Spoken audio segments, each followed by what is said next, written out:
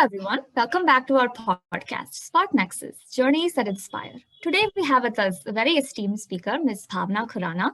Having previously worked at one of the big four, E&Y, she is a mentor to CA freshers and CA students.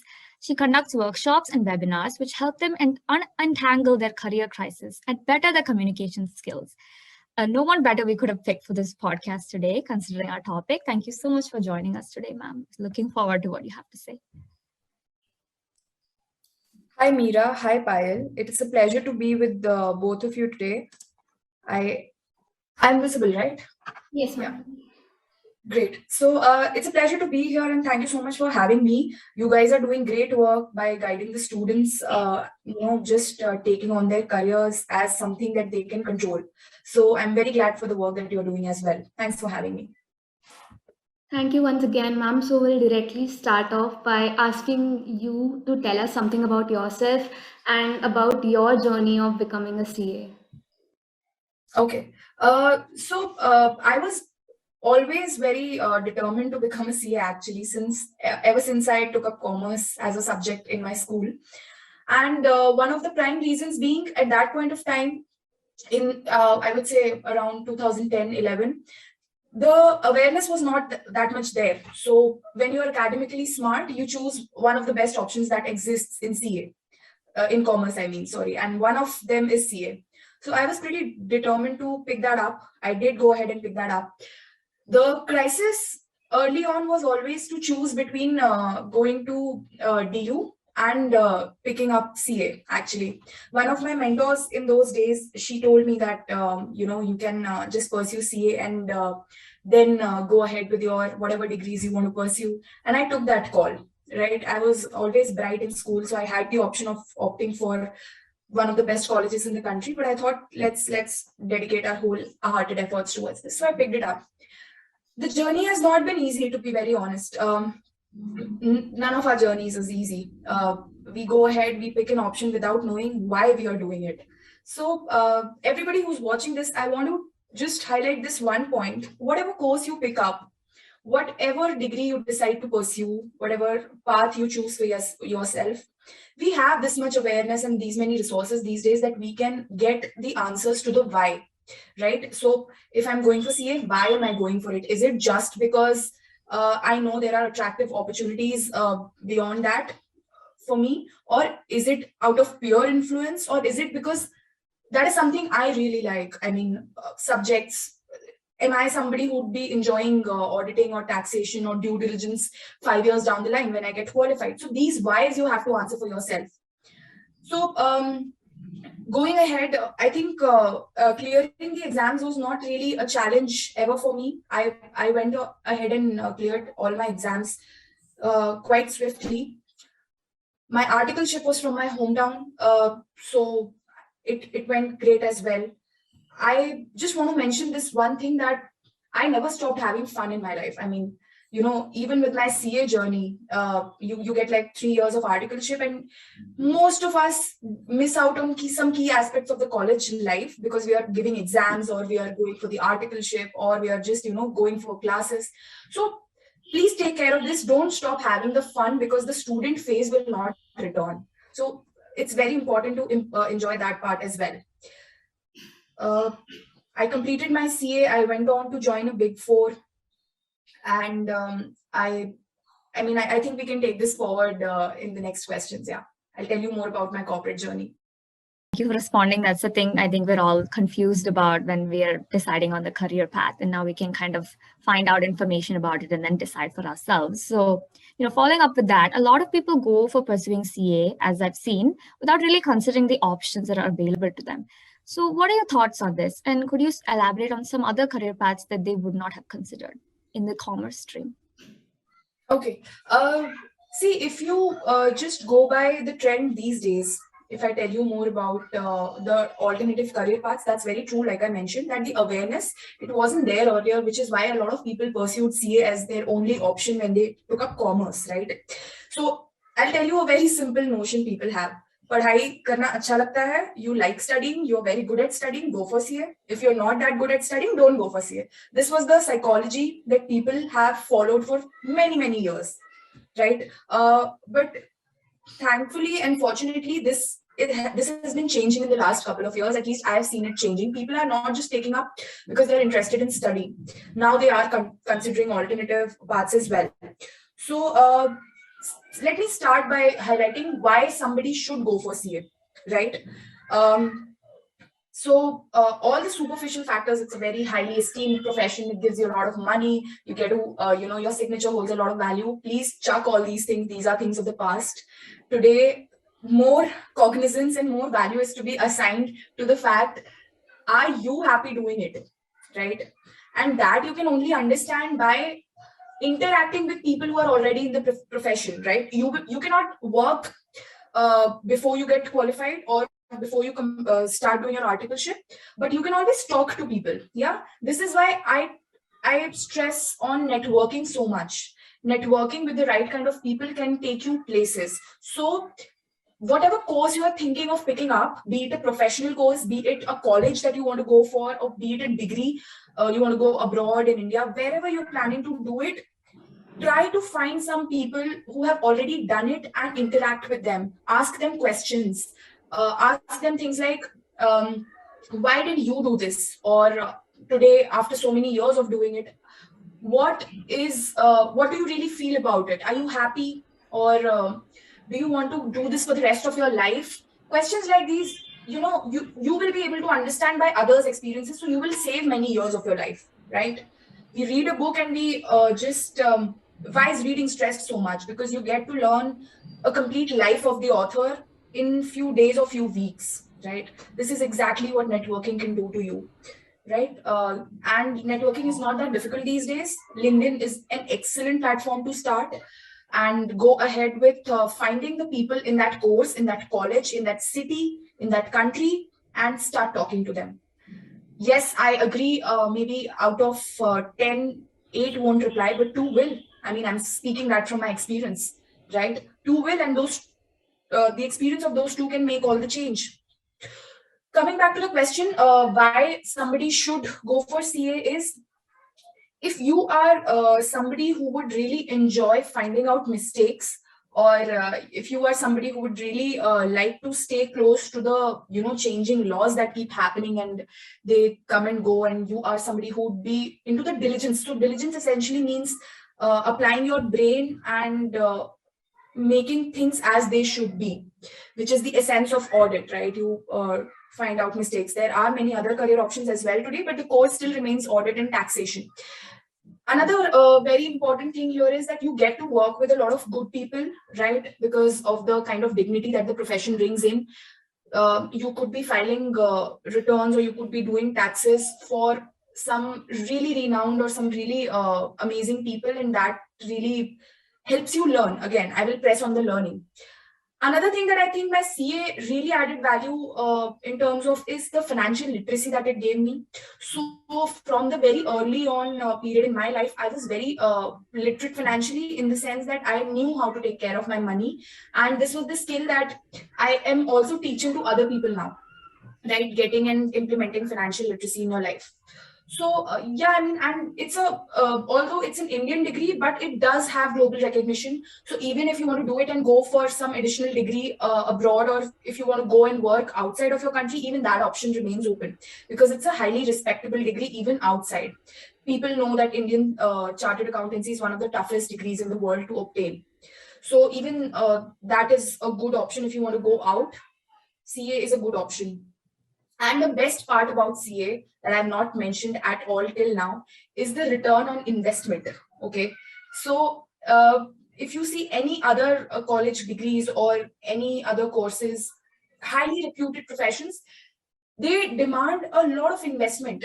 I'm not saying they do not give that return, they do. But CA has been and still remains one of the most highly repaying professions in the whole world, because if you just look at the course cost, the structure, the time invested, and the kind of return you can get after it, it is exponential. It is really exponential. Yeah, the metrics are insane.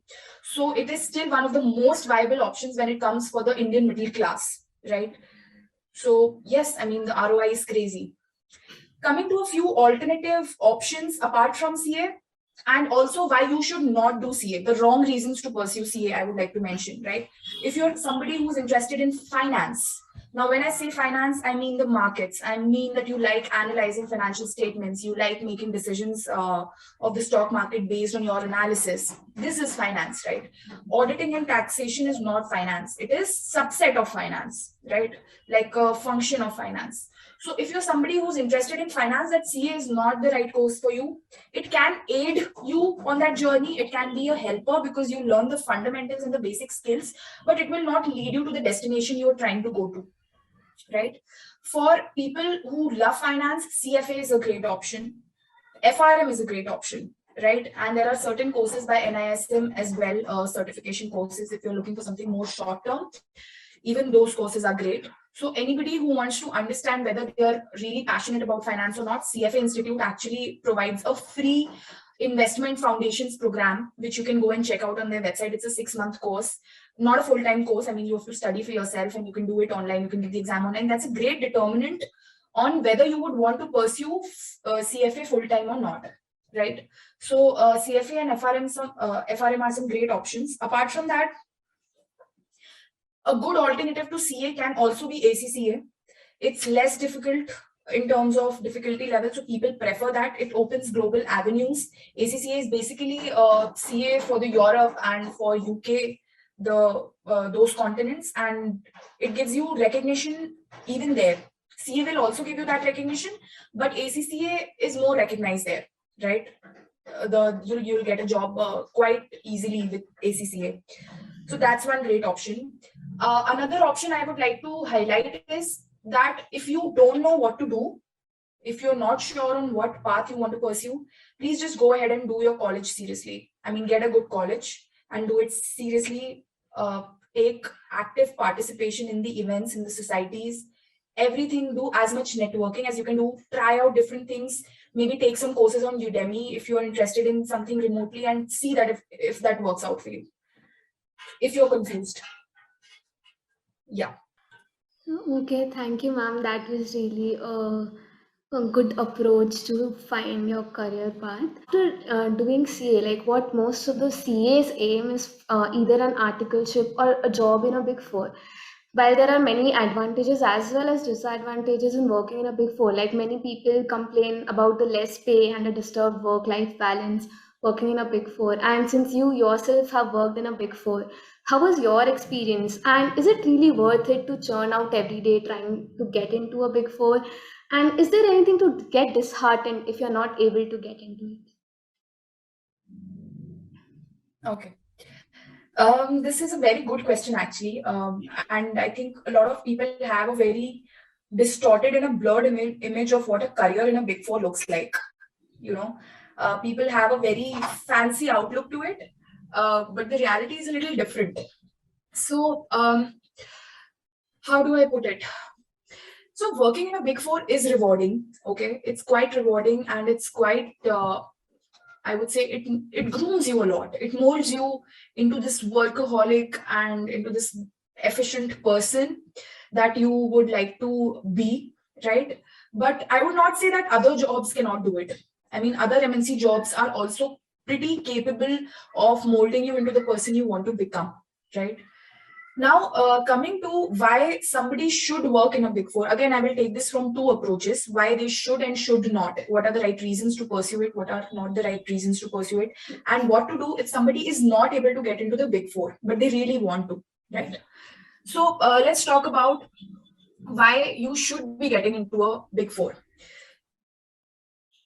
So anybody who is very passionate about their subjects, say you completed your CA and you know that you're really passionate about tax, right? You want to make your career into taxation, or you're really passionate about diligence, or you're really passionate about auditing, right? Or valuations. So something like that, if you are already aware and you want to chalk a career out of it, then a Big Four would be a great opportunity for you, right?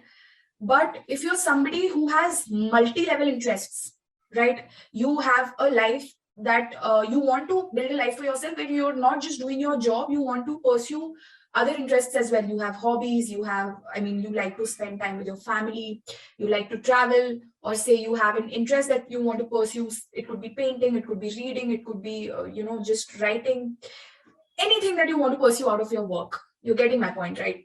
So if you are a multifaceted person, Big Four might not be a thing for you. Now I'm talking this about from a very personality oriented approach, right? What kind of personality will suit into a Big Four and what kind of personality will not? Because everybody needs to analyze this for themselves. There's not a fixed answer for everybody ki Big Four acha hai ya nahi. You have to see for yourself what kind of a person are you, and are you somebody who can dedicate 10 to 12 hours on a daily basis to a Big Four job and then be happy? The ultimate goal for everybody's life is to be happy.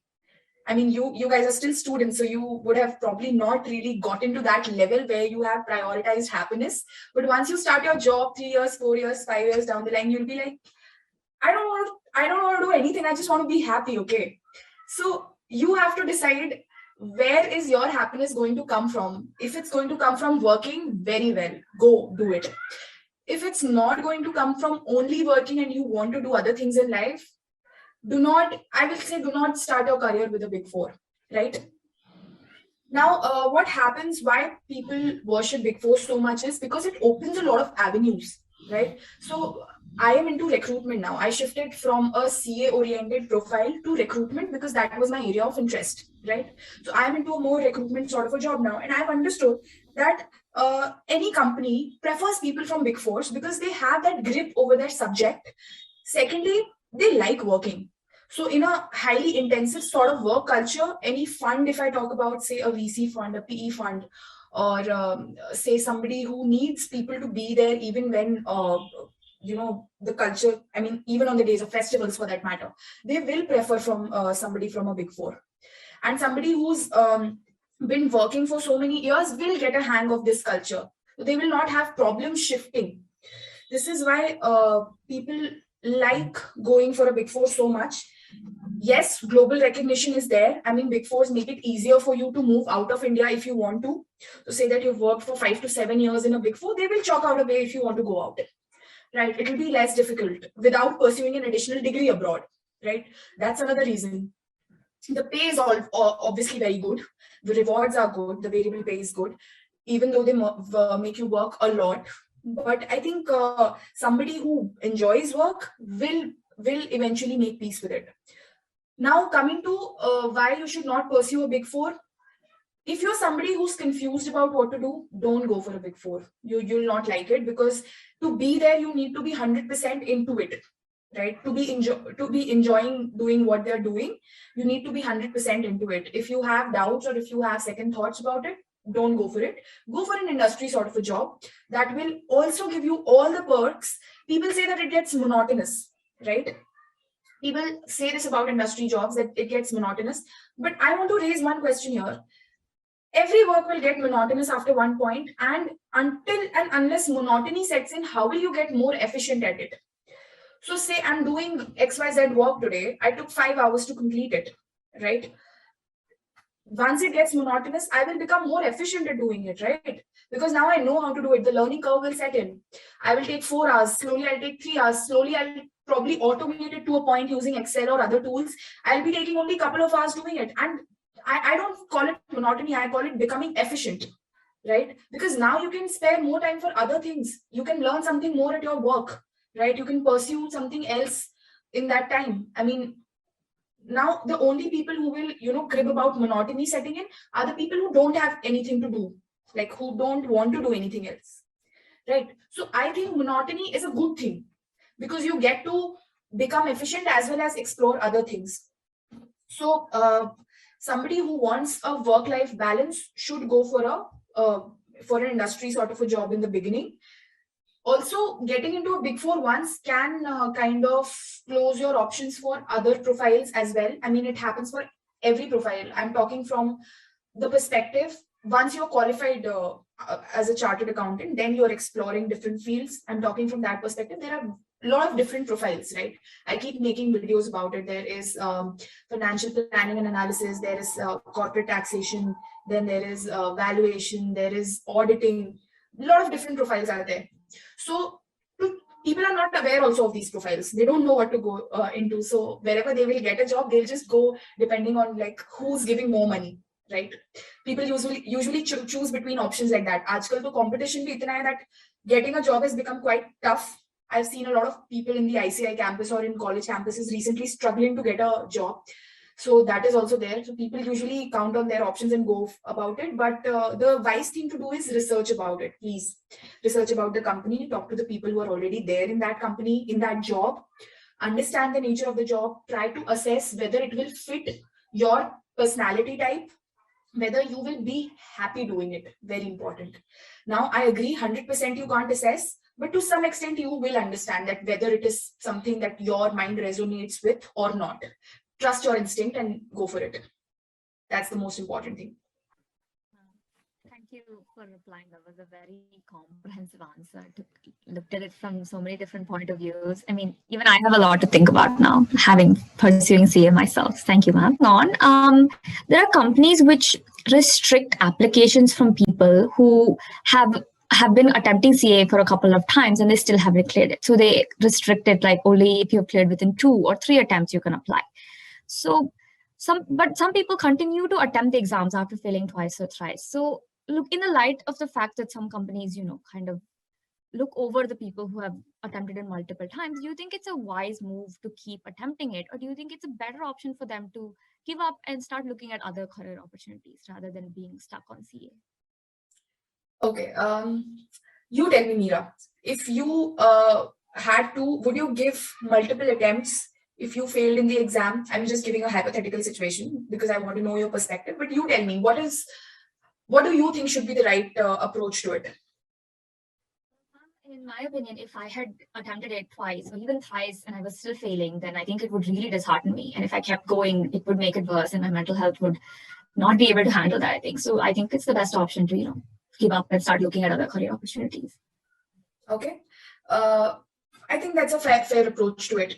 So I'll tell you, there are two psychologies, right?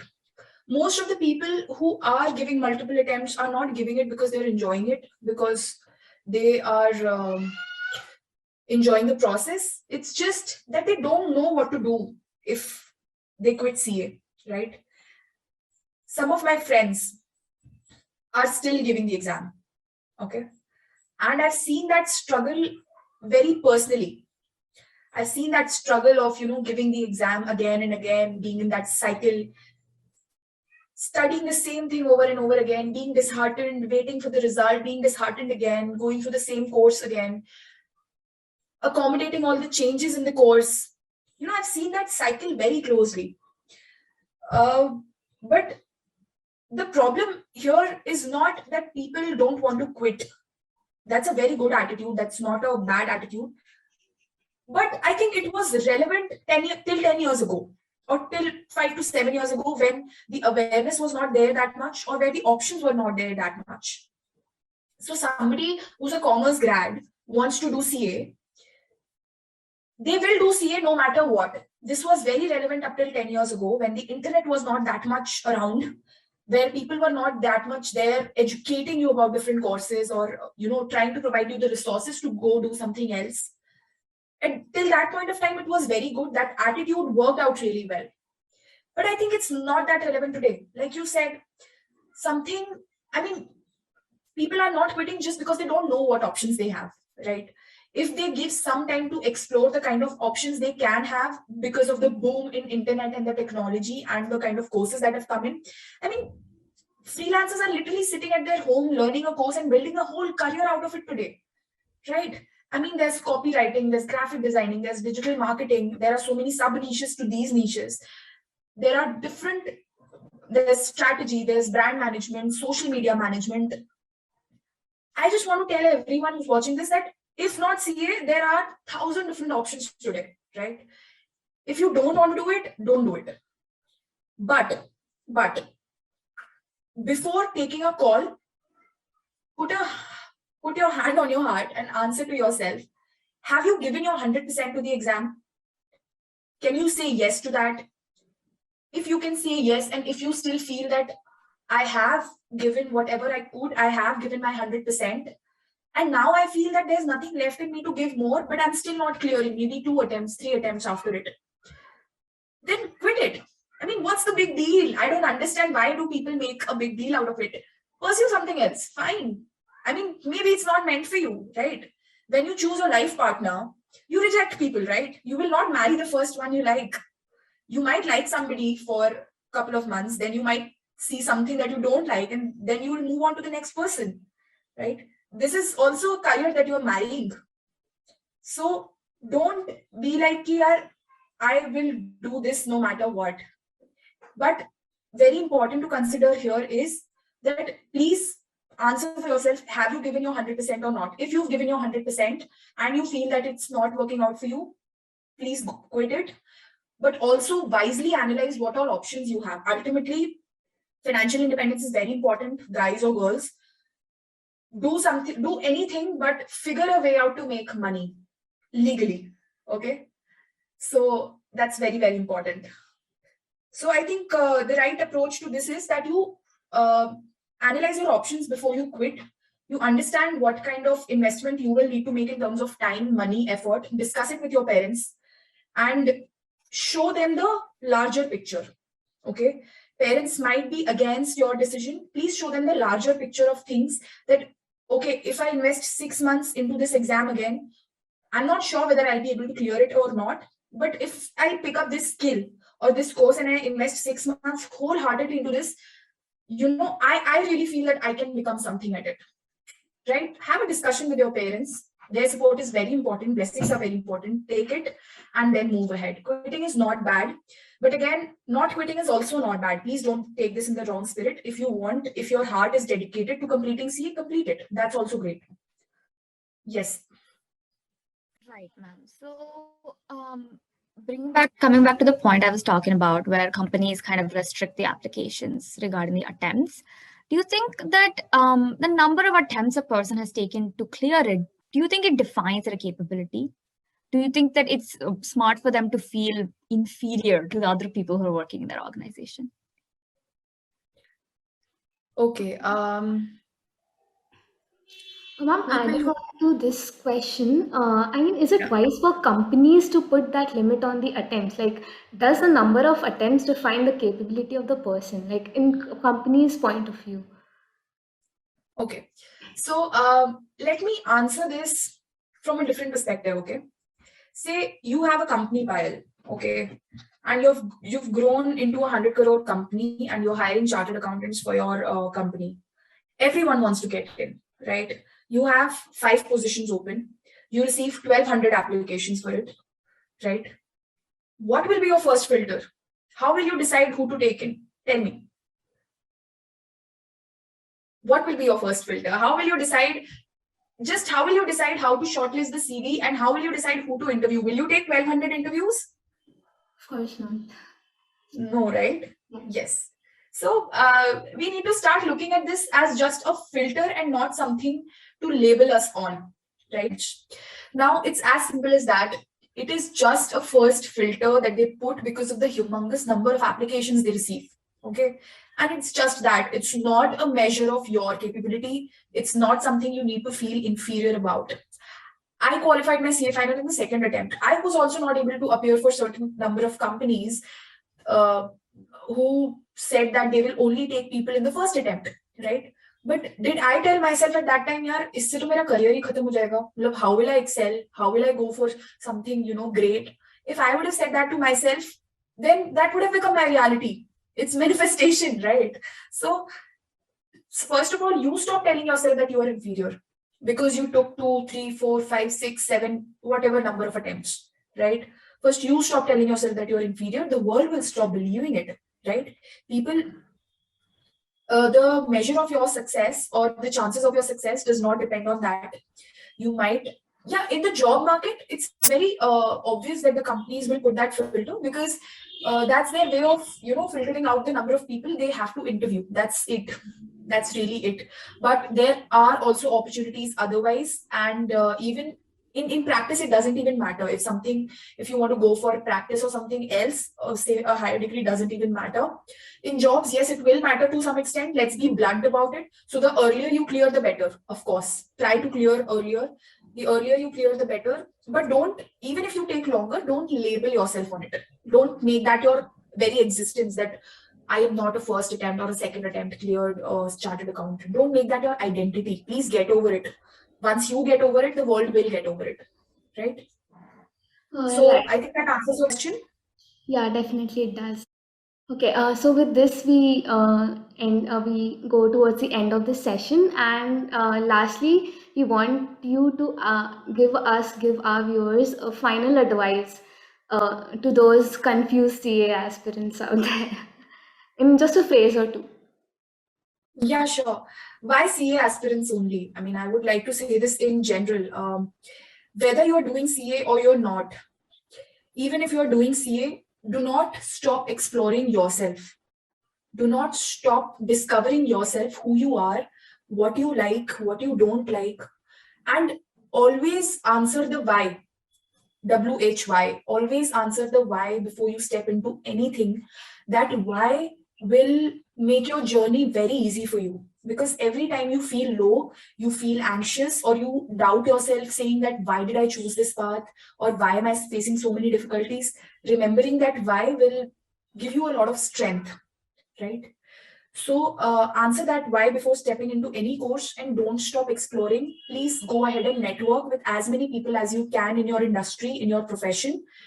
That will make you learn from others' mistakes, and you will save a lot of time making your own mistakes, right? So never stop exploring. Don't be don't be living in a cage कि यार ये course choose कर लिया है तो बस अभी इसके बाहर कुछ देखना ही नहीं है. Keep your eyes, ears and all your senses open to any opportunity that comes along the way, right? Be very active. That's what I want to say. Thank you, ma'am. That's quite a thing to work on too. And it's something to really take into consideration, especially because college is when you really start thinking about everything, stepping into a career, so many things to think about. Thinking about the why, I think really helps. It's even very reassuring for me. I'm thinking a lot about my career right now as you were talking this whole time. Can I just Thank you. add one more thing to it? Just Yeah. so even in college, please don't just stick around like academics. I mean, don't be too much into your books and all. I would say, like I mentioned earlier also, take part in societies, in events, be an active organizer, manager, participant, whatever. Just keep doing things that will help you expand your network, and that will help you identify your own strengths and weaknesses. So be very, very active when it comes to your life. Study also and do other things also, even if it means going out of your comfort zone. I don't know how to organize an event, but I will go and take part in that event. Eventually, it will add skills to my portfolio, right? So don't restrict yourself. Keep trying new things, is what I want to say. Thank you so much. With this, we come to the end of our session. Thank you so much for joining us, ma'am. I'm pretty sure everyone, including me and Payal, and everyone who is listening in, learned a lot. Very informative. Thank you, ma'am. And also to the viewers out there, thank you for sticking with us up until the end. We hope you learned something like we did. We put the link to ma'am's YouTube channel in the description. So all the things she covered, she'll be talking about it a lot more detail. You can find a lot of things you want to learn over there. And we've also put the timestamps for the questions we've asked, so you can go through the video and watch the parts of the video that you'd like to. Thank you so much for joining us. And once again, thank you, ma'am. Thank you for having me. Thanks, Meera. Thanks, Payal. Great job, guys.